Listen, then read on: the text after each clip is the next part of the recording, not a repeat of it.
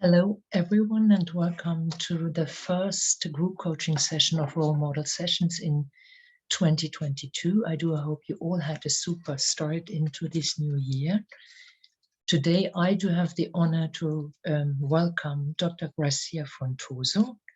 Grazia is the head of customer engineering Google Cloud, and she's responsible for EMEA North. What does it mean? She's basically helping all the customers from public sector, government, universities, hospital, implementing their cloud solutions.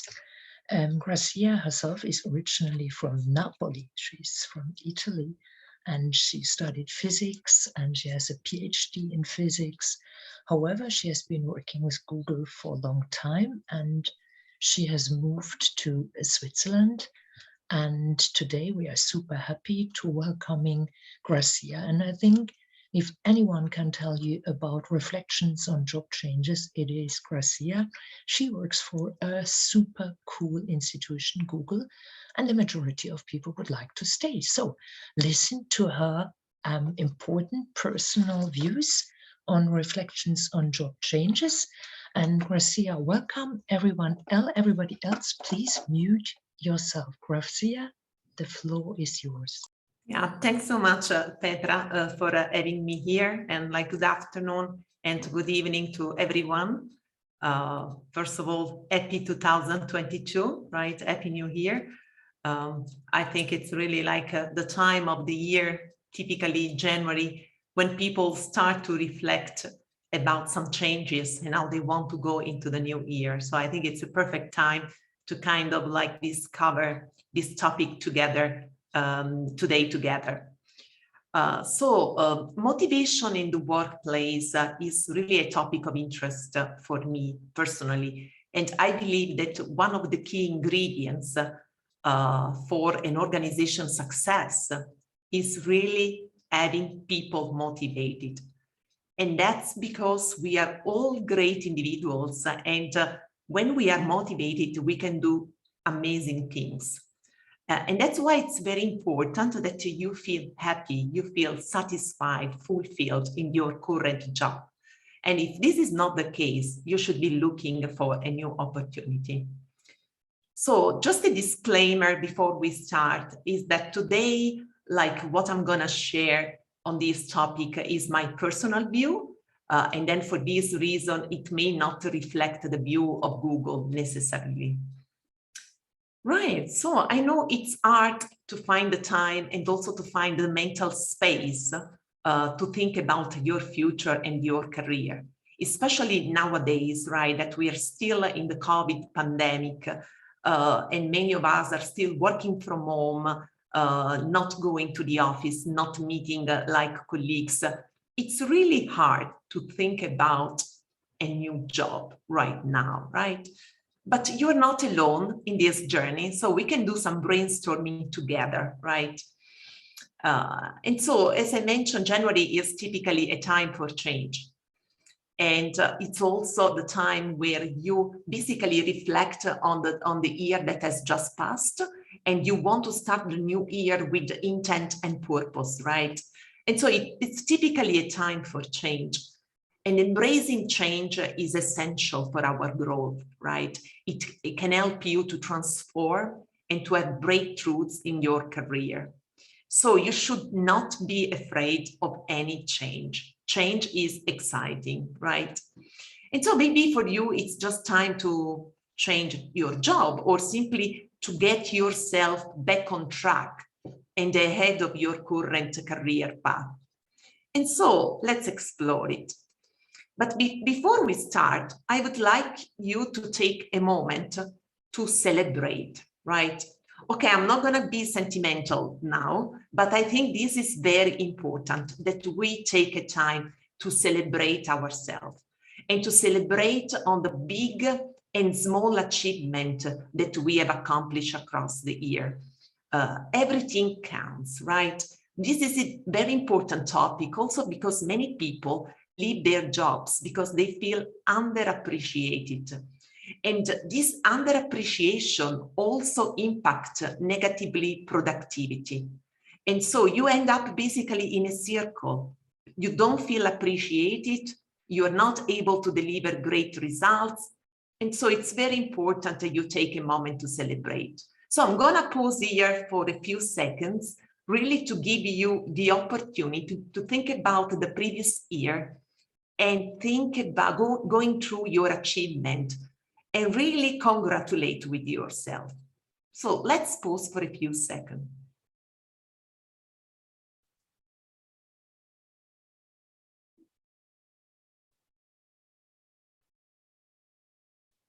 Yeah, well, I hope you are feeling great, or at least better than before, right? Going through like those moments of the previous year. And one other important thing I want to mention before we start is that, especially at the beginning of the year, it's very important to embrace a positive mindset, which means to look at the glass half full first. So what does it mean? It means basically that in every situation, you should first look at the positive side. In fact, research has also found that looking at the glass half full will make you happier, will make you healthier, and will make you wealthier as well. And also, if you reflect on the word optimism, this word derives from the Latin word optima, which means best outcome. And so basically, if you expect good things to happen, this will bring you to take actions that produce positive results. So it's like a mantra, right? So very, very important that we embrace that positive mindset. But wait, you should also look at the empty part of the glass, because this is also what allows you to go from good to great, right? And constantly improve yourself.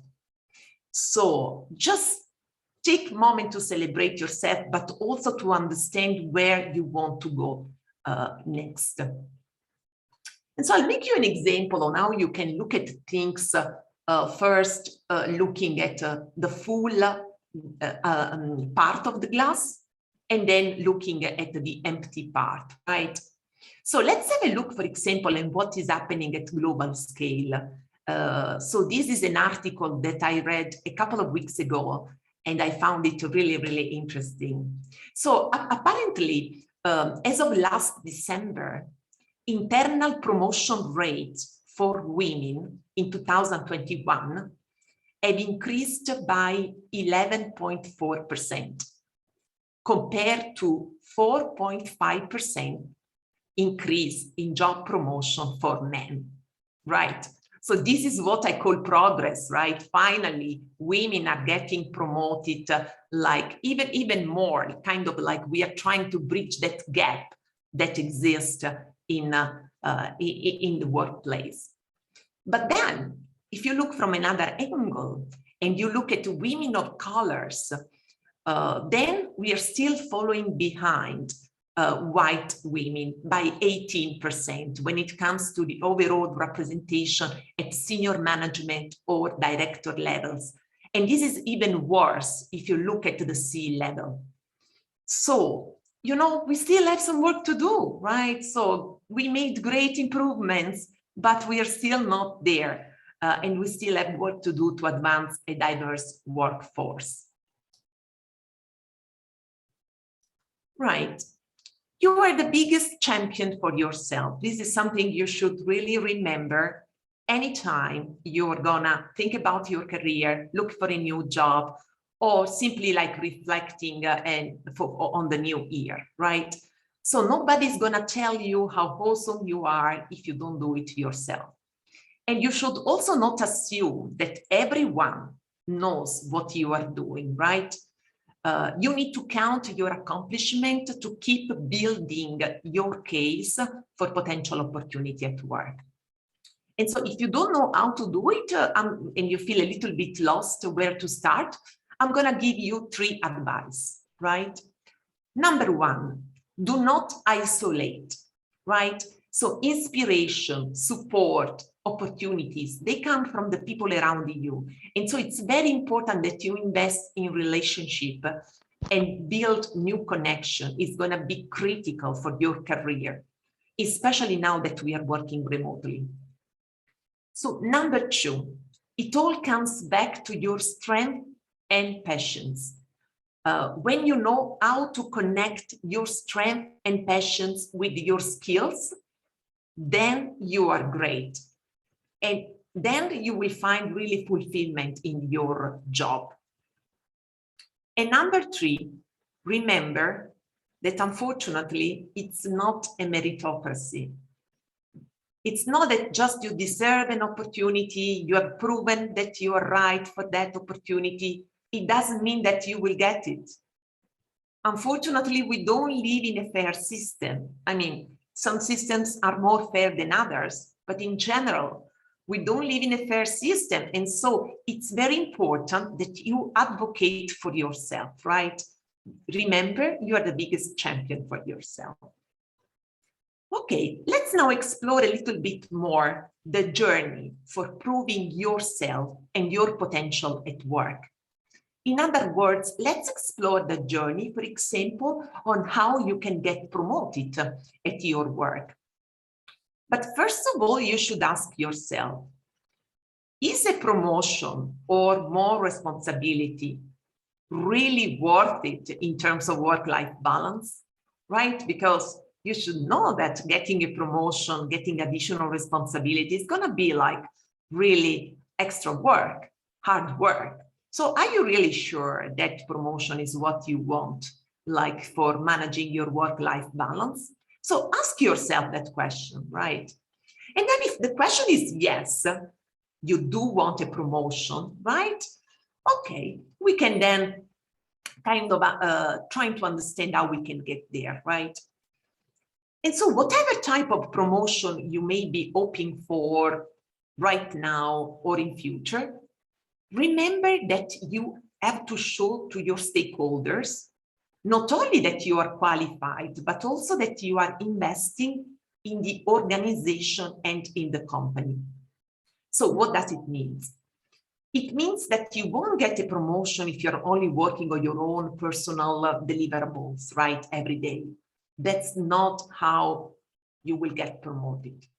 You need to show impact on the overall business.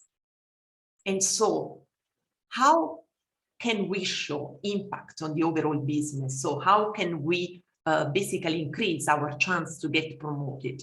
I'm going to share like 4 tips with you on how you can show that impact. So number 1, you can anticipate and solve problems. So if you want to gain responsibility at the leadership level, right? If you want to gain more leadership responsibility, surprise, surprise, you will need to demonstrate leadership qualities, right? And so, and one of the key factors of a strong leader is really that ability to anticipate problems and to take initiative to neutralize those problems, right? A great leader is not sitting there waiting for problems to become bigger and bigger, but is acting proactively, right? And so sometimes you may not be in a position, of course, to adopt this strategy, right? To solve problems or to propose solutions, right? Because depending on your role, on your team, on like the company, perhaps sometimes you don't have that chance, right? But still, you can demonstrate that you are very committed to have an awareness, to maintain an awareness of your team, of your company, on what's going on at the competitor side, so that anytime that something arises, you are very well prepared, right? So anticipate and solving problems is something that definitely will help you to prove your potential at work. Number 2, look for leadership trainings at the same time. Ask your manager for developing opportunities that are suited for your career goals, or also take initiative to attend a workshop outside your company in your free time. Many companies today offer internal training sessions. They also have budget for professional development and all those type of courses. So it's very important that you engage in those type of trainings and leadership sessions. And also it's important that your manager and your stakeholders sees that you are investing in your growth, right? So your growth is going to be a very important asset for a company. So make sure that you invest in your growth. Number 3, show also investment in the company. So not only invest in yourself, but also in the company. What does it mean? It means that you should invest sometimes in knowing your company, make sure that you attend activities, seminars, other type of interactive opportunities.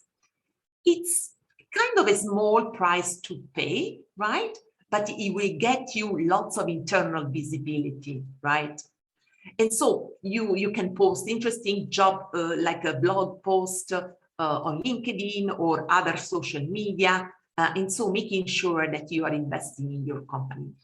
And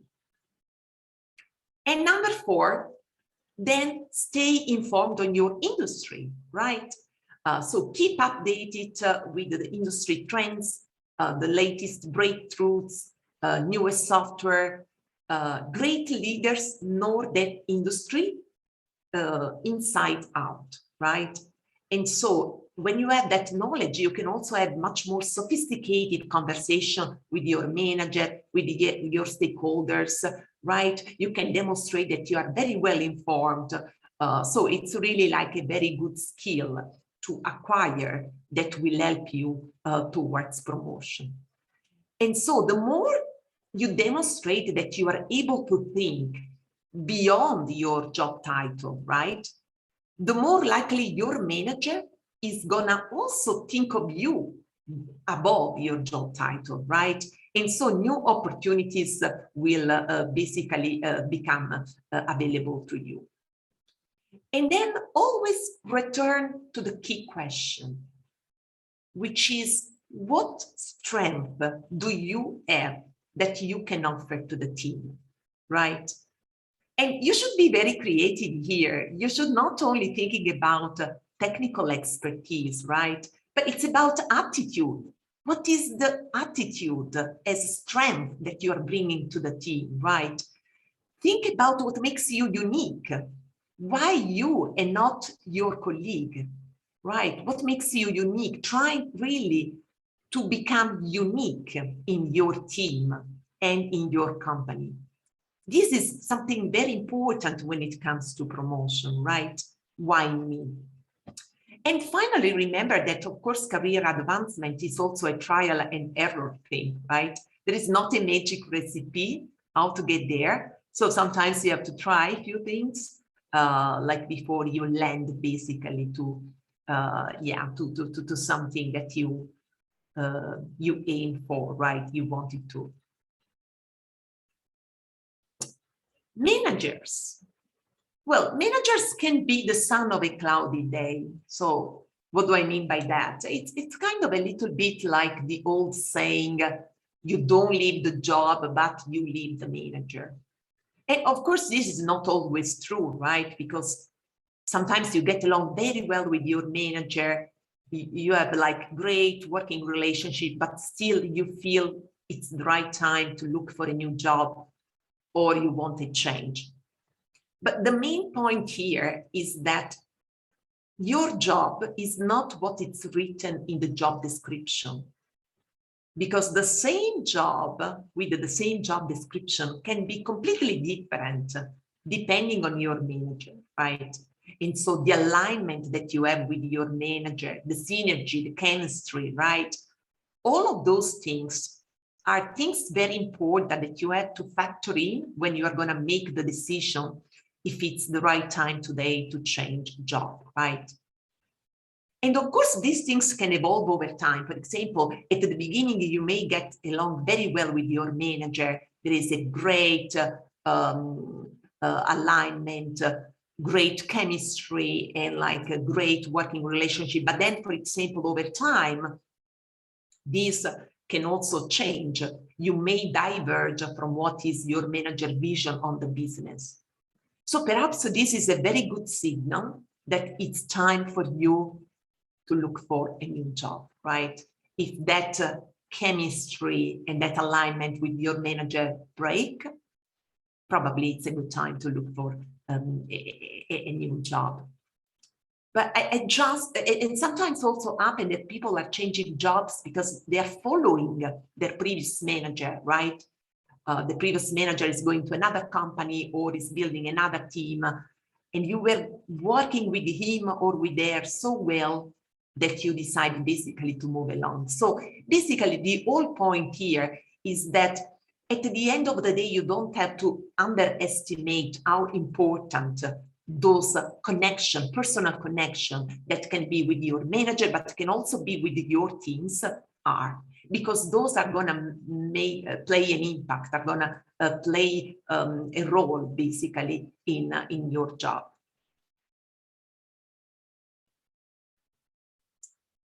So thinking about your job today and whether it's the right time for a change, take control of your future. And that's, of course, it's a very big statement, right? Especially because there are so many things that are outside our control.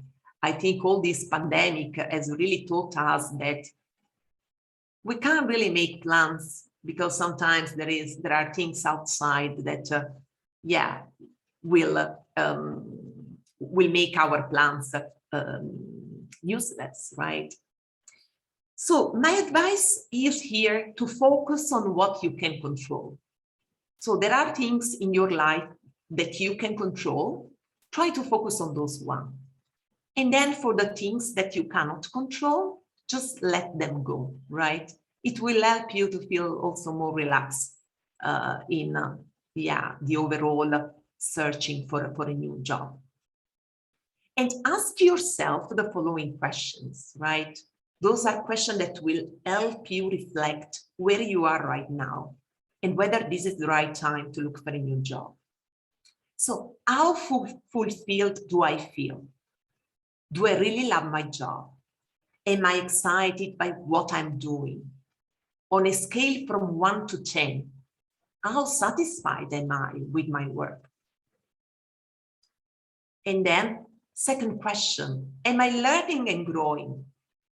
So to what extent I'm building competence and expertise in my sector or function? What competencies do I want to develop further in the year ahead? And by the way, this is for me is one of the most important things. If you are in a job where you're not learning every day, perhaps that's really the time to change job. Learning is instrumental for our growth. It keeps our brain active. It helps us to develop as people. And again, I'm not talking only about technical expertise, but it can be developing new leadership expertise or more business acumen. It can be everything, but it's very important that you are in a job that allows you to learn every day. Third question, am I going towards a long-term goal? So everyone asks that question, like what you're gonna do in the next 10 years, right? Typical question that sometimes we are asked during interviews, right? How do you see yourself in 10 years time and things like that? And I mean, sometimes it's just important, right, to kind of step back from our day-to-day, very busy day-to-days, and really figure out the broad vision. And so trying to really see ourselves in 10 years time, it's really a way to take that step back and really helps us to pursue opportunity in a more active way, in a more proactive way, rather than reactive. And then, what seed can I plant today that will benefit me tomorrow? Career success is often the result of cumulative effects of small and regular actions. So it's really good to establish some good habits, right? Because those good habits help you basically for your career success. And last question, what relationship do I need to build to help me realize my vision? So given the goal that I have, who are the people that can help me get there? Think about your networking. It's very, very important. And this can be inside your company, can be also outside your company, looking for coaching session, mentorship session, like who are the people that can help you like meeting your goals. And so it's really important that like you reflect on all those things when you feel that it's the right time to look for a new job.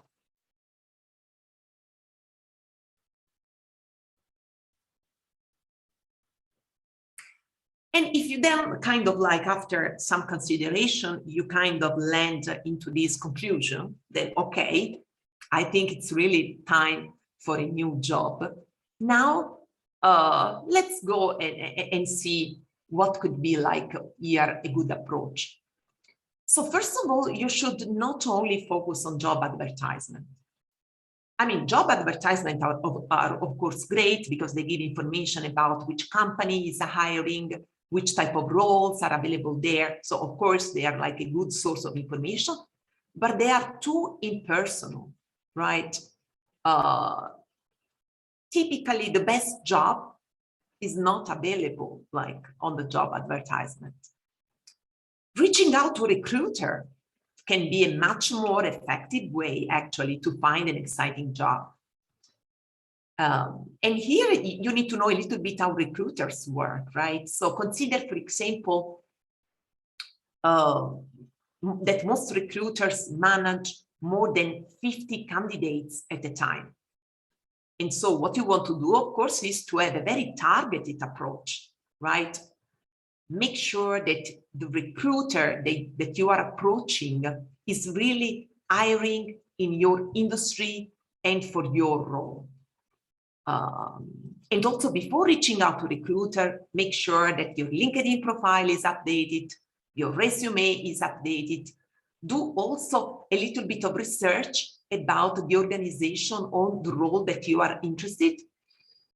And you know, like today we live in an interconnected world. It's so easy to do some research, right? We have something called internet. So typically you can find all the information there if you do a little bit of research. So make sure that you invest some time in that research before reaching out to recruiter. And then when you make contact with the recruiter, explain very clearly what you are interested in and why, right? So if you are a good fit for an existing role, you may get immediate traction. So the recruiter immediately will propose you like a few interesting jobs.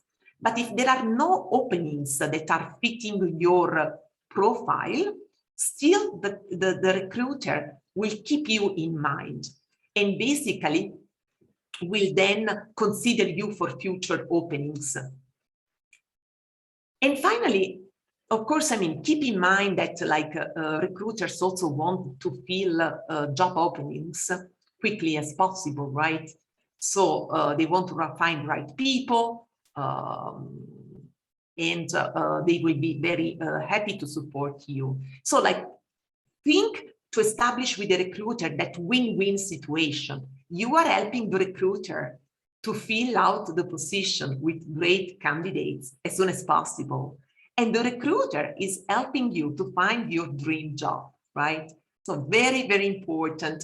And again, if you know that if you have a company that you would like to work for, or at least to try to get a job there, again, you can do some research about who are the recruiters working for this company, and you can proactively reach out to them, right? So very, very powerful technique. You can also work with headhunters, right? So also headhunters are typically free for you looking for a job because they are getting paid by the companies or the agency looking for candidates. And headhunters also, they have an extremely great inside knowledge of the company that are hiring at the moment, what is the budget, what are the trends that are going on today, so what is happening in the next half of the year. And so they often have access to information that are not available to everyone on the web. So very, very important to work with an headhunter. And yeah, when you're in touch with an headhunter, you can really be confident that the headhunter will give you the chance for an interview anytime that the position will open up, right? And of course, there is a match on your qualification. So, and sometimes it also happened. I mean, it did not happen to me personally, but I heard a few stories from friends and colleagues that you may start a new job and quickly realize that this is not the role for you. Oh my gosh, I made a mistake, right? Perhaps it's not what you expected. Perhaps the company culture doesn't fit you at all. But you have already accepted the job, but you already ate the job from kind of like the first couple of days. So what you should do in this situation, right? So you could start reflecting on what are the sources of your disappointment, right? Why you don't like this job? What happened, right? And start to make a list of what was promised to you before accepting the job. And trying to go with that list to your manager and have an open discussion and say, I think we may do those small changes to make the job more interesting for me. You can have that open discussion that there was some misunderstanding probably, and trying to find a way from the very beginning to make it working, right? In a very constructive and in a very positive way. So if you act from the very beginning, then your manager is more likely to make adjustments because, of course, it's not easy to find a new person like in that role. So I've seen like kind of like companies and managers trying to accommodate that type of like misunderstanding that has been either in the job description or during the interview, right? So try to be very honest, but very constructive and to flesh out these from the very beginning. And of course, give also time, right? Perhaps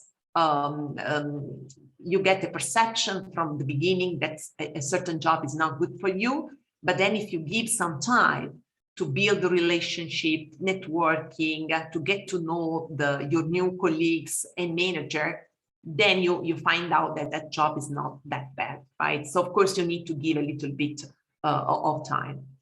And if finally, if it doesn't work, I mean, there is no problem. You can basically also look for, the next job, right?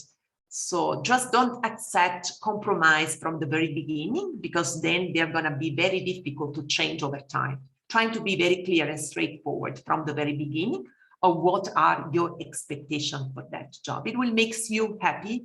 It will make your manager and your teammates happier, everyone more productive. So it's really a win-win situation. And with the right ideas, the right attitude, and people behind you, you can always turn your idea into a reality, right? At any point in your career, no matter which job title you have, what role you have, right? So you don't need to be a manager, you don't need to be a team leader.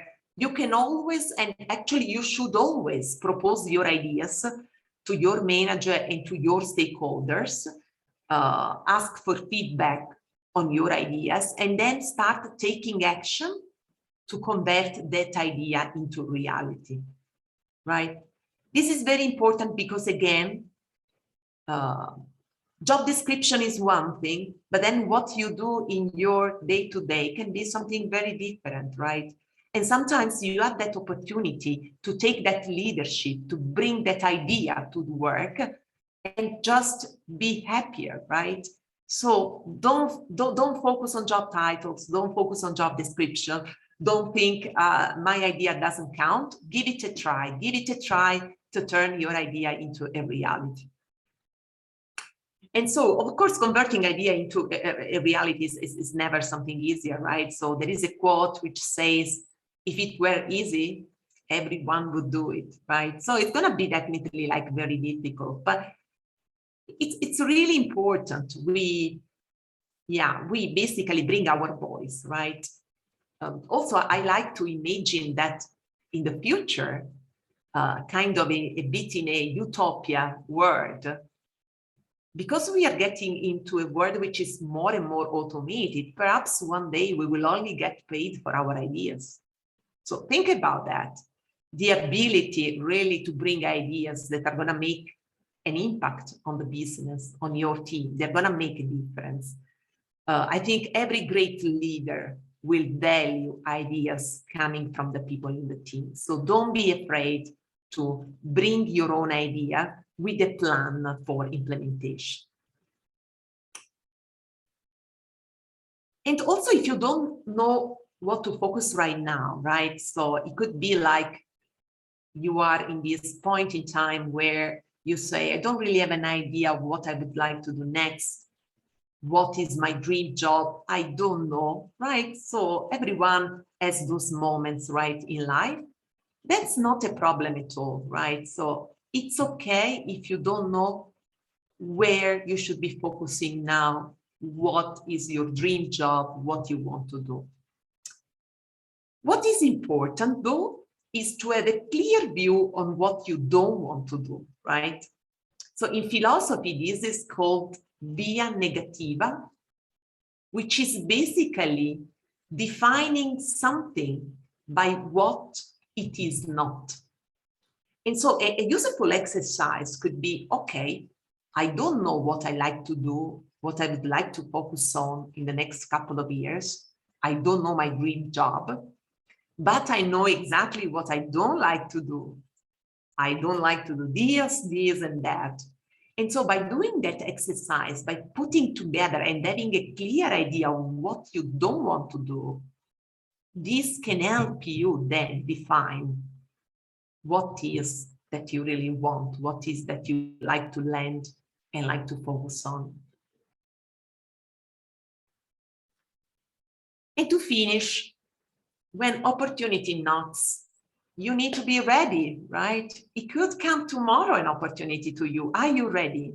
Are you ready to take that opportunity?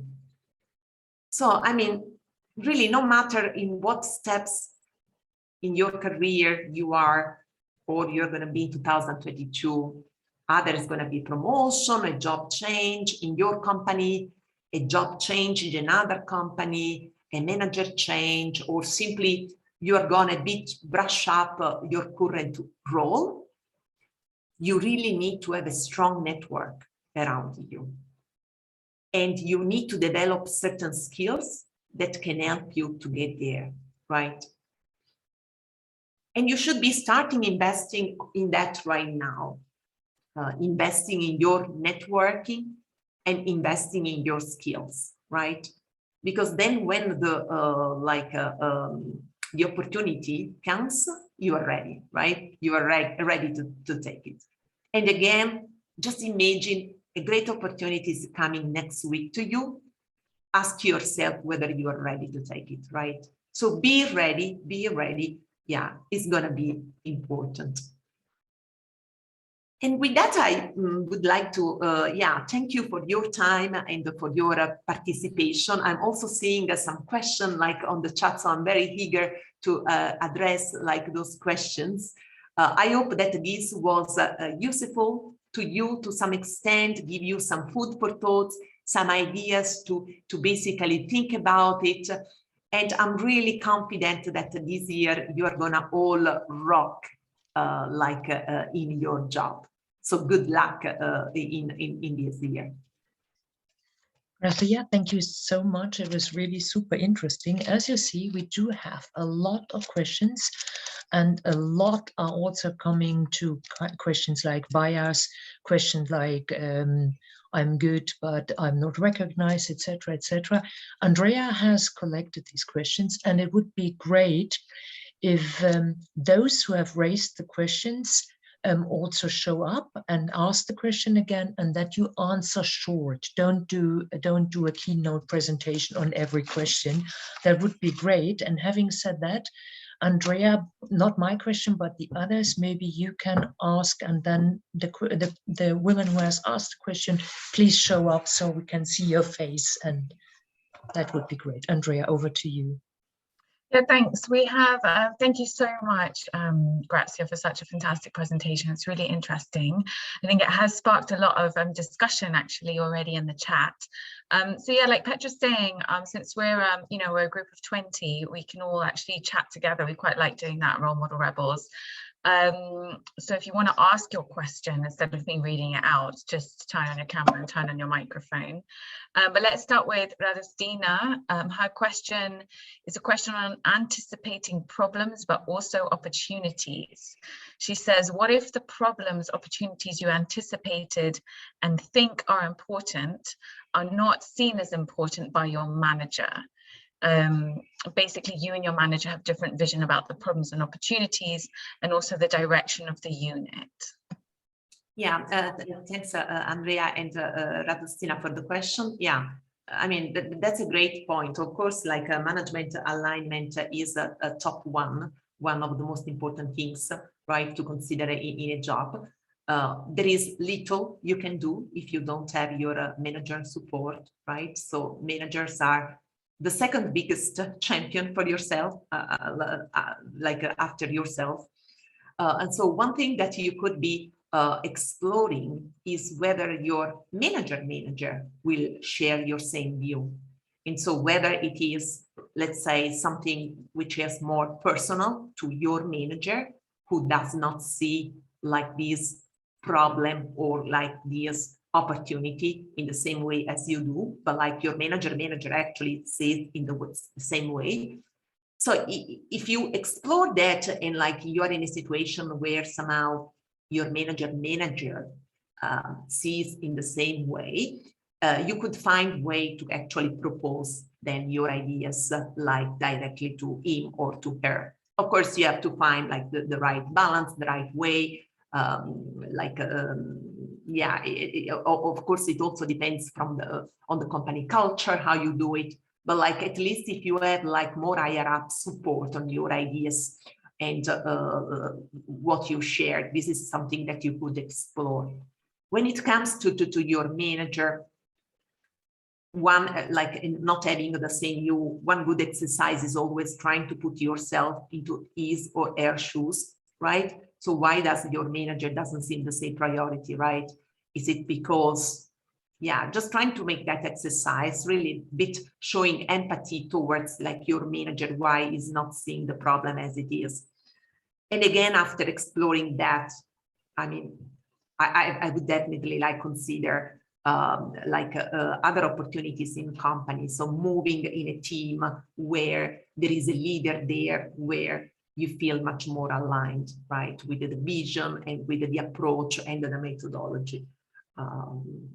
It's kind of like trying to explore options. Of course, you can also clarify things to your manager, making sure that he or she understands what you're saying. But like, if you see that you are hitting that wall, yeah, like it's probably time to, yeah, to be recognized for your ideas, right? And so to look for something else. Thank you. There are a couple of questions actually from Radostina, Simona, and Botagos, who talk, leading on from that, a bit about bias. I want to bunch these questions together, but I also want to invite you three to kind of jump in, turn on your mics, and ask Grazia as well. Radistina is asking about how do you deal with the hidden bias against women? In some companies, managers might hesitate to take a woman for a high-level position because of concerns that women are also caretaker role as a mother and might not fully dedicate 100% to the job. And then Simona, on that note, also says that adding to that, assertiveness in women is often named aggressiveness versus ambition in men. And then Botaros asked a similar question to the one that you just answered, but she also added that she doesn't feel seen by her manager and in fact kind of punished for standing out. And she is an ethnic minority woman and a single working mom in a big multinational company. Sorry, that's my baby. So can you kind of lead on from that and talk to us like how to deal with kind of those bias that we know as women like exist, considering we're all here role model rebel women? Yeah, sure. Yeah, of course. I mean, like we like for those topics, like in this area, we have still lots of work to do, right? Especially I feel in Switzerland, right? Like there are still lots of biases, like versus yeah, minority groups. Can be women, can be like other type of yeah, minority groups. So those things exist, right? So one way to try to overcome those things is really being able to advocate for yourself. So make sure that you talk openly about your achievement without having the feeling that you are bragging, right? So trying to focus on the facts, on what are the things that you have done, so something that can be very objective, and trying to take every opportunity that you have to talk about those, right? This is something that can help you to demonstrate your value, but can help also other people around you to basically see that other women are talking about their achievement, right, openly. So this is definitely something that we have to do. Sometimes I feel we have to do more in a way than other people because of those biases, right? Then, of course, when it comes to bias also, we have to differentiate whether the bias is conscious or unconscious, right? A conscious bias is, of course, so something unacceptable, I think today is something that you really want to fight strong. If you see that someone is really consciously thinking that a woman will have that problem with maternity, right? Like this is something like that I would definitely like fight, right? But of course, there are other type of bias that are called unconscious bias. Those are bias that we don't even know that we are it, right? And so this is something that perhaps we also have our own bias for some category or some like group of peoples. So those are more difficult to handle, of course, right? So bringing awareness, also supporting initiative in the company with other women. For example, there are lots of initiatives that you can propose, perhaps in partnership with HR in your company, and to say, can we have like a week of workshops, seminars? Can we invite speakers and things like that? So you can somehow try to promote that type of culture in the company with HR.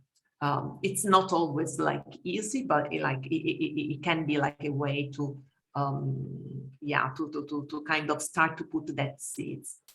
And when it comes to maternity, I always see it in a way where, I mean, people are still thinking in terms of it counts how many hours you work per day or how many days you work per week, and like that you are there all the time.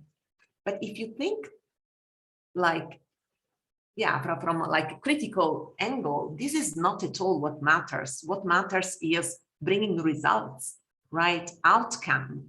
We should not be thinking, we should not go into this trap and like, I'm working 8 hours per day. I can work 1 hour per day if I'm producing for someone else who works like 8 hours per day. And so By that, I always see, for example, I often see women with kids to be among the most productive people because they manage in a reduced amount of time to do amazing work. And so if you look at their productivity for the time that they are working, it's actually great. So typically, they don't waste any time. They just go straight to the point, really like on the results, the outcome here and there. And so it is actually also us being able to advocate for like a job that recognizes results, impact, deliverables, and not how many hours you spend at work, right? Perhaps like going on Facebook or like on other social platform, right? So it's a kind of course, a long journey there, but like it's something that helps then to face discussion about maternity, about people working 80%, people working 70%. Typically, I found those people to be super productive. So yeah, I would encourage to take basically that angle in the discussion. Thank you, Grazia. There's a question from Simona, who's actually asking about skill development. And she says, I'm always torn between using my private time to develop professional skills and diversify my learning, hence boosting diffuse learning mode and creative synergies across different skill sets. She says some authors indeed express their concerns that creativity on the job is underrated. On the other hand, the less you invest on specialized learning, the less likely it is that you achieve excellence. What are your views, experiences, and advice on this? Yeah, so yeah, great question. To really reflect. I mean, I think, of course, here, like you need a balance, right? Especially when it comes to like deep specialization and things which is more broad and more creative. The way I see is that it really boils down to what is unique about you, what are the strengths that you are bringing to a team that your teammates are not bringing, what makes you the go-to person, right? And then that's then depends on what is your answer here, right? So there are people, for example, that are the go-to person for solving any type of problems. But like even like, oh, I need a printer, or like I need to do this, like, you know, that person will know everything. And that person is able to build kind of like that knowledge, that expertise, knowing how the company works, for example, how the team works and everything, not in a specialized way, but being perhaps very broad, perhaps being creative in problem solving, but is the person that you always go to when you have a problem, right? So then it is more kind of like trying to find that niche for yourself to say, I'm going to be that person because I know that there is not that person in my team. And this is also something I want people to remember about me, to kind of like recognize me for that, and trying to find that kind of like niche spot and to build on that one. I'm not a big fan of a very deep specialization because, you know, especially in technology goes very fast. And so even a technology that now is requested by everyone, every company, perhaps is going to be outdated in 2 years, right? So not going like too much into those type of like technical specialization, but definitely trying to understand who you are, like why you are unique, and build on that, on you being unique for a certain things, right? So this is what then makes you also wanted by the team, by the company, by the market, having something unique. Simona, I think you wanted to comment live, and you can do this. And for everyone here on this call, we will kind of stop at around 6-ish. So Simona, just go ahead.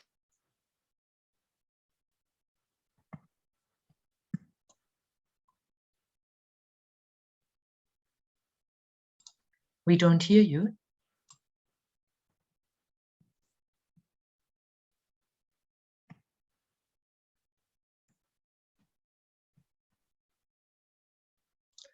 Okay, there's a problem. Simona, we simply don't hear you.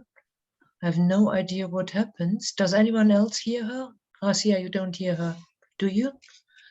Petronella, maybe you can jump in because you also had a question. Would you like to take over, Petronella? Yes, thank you. Grazie di cuore, Grazia. It's been a great session. Thank you. And Petra, thank you for organizing and inviting. Just a question in addition to the first question that you answered related to, managers and going and talking with the manager of the manager. This can be perceived in a wrong light in a political organization, given the fact that all companies are political organizations.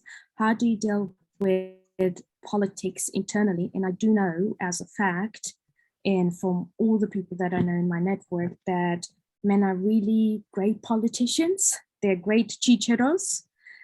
Women not so much because they're too busy doing the right work. And then the others, especially male colleagues and male managers and so on, taking the credit for the work that they do. How do you navigate politics? Yeah, of course. I mean, this is a very broad question because it has very different nuances depending on the company you are, the team, like the industry. Of course, it can vary a lot, but typically, what I've seen, like working also like in different companies, is that when you are able to somehow build your own kind of marketing brand, I would call it, just to make it clear, but like when you are able to kind of like make yourself known in a company, in a team, for how you think, the ideas that you are bringing, that can help you to be more open and transparent, and also sometimes to take some risks if you are sharing something that you know is not what your direct manager supports, right? But of course, it takes a journey, a little bit of a journey here. It's not something that you immediately say something that is against what your manager think, and this will fly, right? So this is typically not something that will help you in any way in your career. But if today you say something that makes sense, and you say tomorrow you say something else that also makes sense, is reasonable, and then you continue on that track, and you say that in meetings when there are like many people, or like there is more than just your manager, but like you're sharing this and you articulate why, you come very well prepared about why you are thinking that a certain solution is the right solution. You are building that credibility over time. And I believe that credibility wins over any type of politics, right? Because if people recognize you as saying something that makes sense, you're not just talking for the sake of talking, but you have a view and you have thought about that problem, so you come well prepared. I'm confident, right, that then that credibility can win over politics. So my recommendation would be trying to find a way to build your credibility where people will say, oh, she has a point, or he has a point. Or even people will then listen to you anytime that you try to say something, right? So it's kind of like working on your credibility. Grazia, thank you very, very much. I know a lot of you only have this 1 hour, including our speaker today. First of all, thank you very much for these really super exciting group coaching sessions. For all those who are member of our platform Role Model Rebels, they can book a 30-minute free mentoring session with Grazia. And if you go to our website, you see it. It's called Role Model Rebels and Hello Sophia. So, and you can do this if you're a member of Role Model Rebels. And having said that, there are a lot of questions. You can reach Grazia via our tool. And thank you very, very much for everything. And for all those who are interested in our next masterclasses about education technology, just have a look at our website, sign up for the next masterclass. Grazia, I think it's really amazing. Thank you very, very much. And good luck for you with Google. And we do hopefully see you in one or the other session. Thank you very much. Have a wonderful evening. And for all of you, good luck in 2022. Thank you very much and goodbye. Bye. Thank you. Bye, everyone. Bye. Bye-bye. Bye-bye.